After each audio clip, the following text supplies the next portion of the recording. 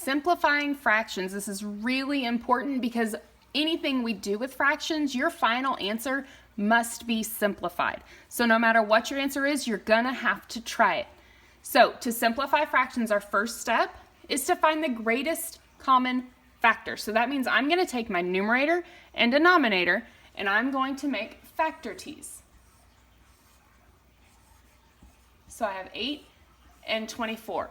We're gonna always start with 1. My first factor for 8 is 1 times 8.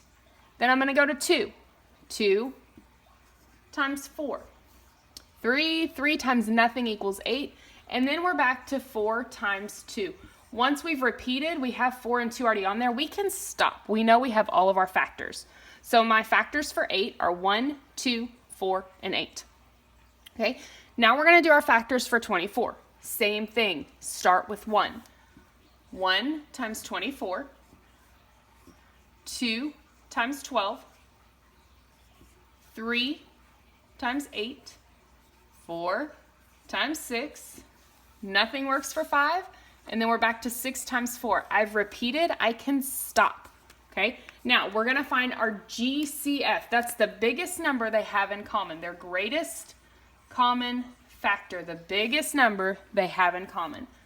Both of these have a 1, a 2, a 4, and an 8. So my GCF for this problem is 8.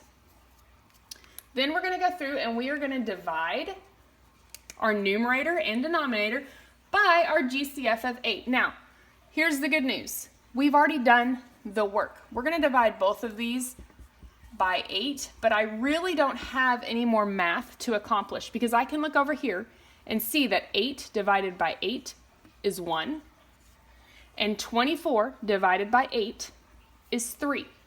So my simplified fraction is 1/3. We're going to do 9/12 as well, just so you can see more factor t's.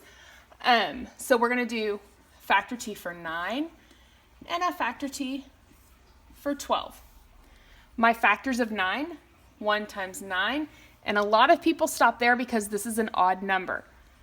You have another factor, 3 times 3. Now this is called a square number. When you can do 3 times 3, the same number times itself, it's squared. If you get a square number, you're done with factors. You can stop. So we're going to go to the 12. 1 times 12, 2 times 6, 3 times 4, then 4 times 3. I've repeated, I can stop. Now we're going to find our GCF, the biggest number they have in common. They both have a 1. Yes, 1 can be your GCF, okay? It's not on this one, but it can be your GCF. That means your fraction is already simplified.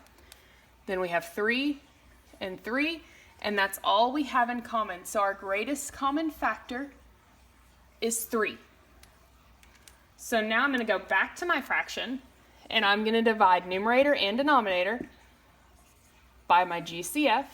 And remember, I've already done the math. 9 divided by 3, 3. 12 divided by 3, 4.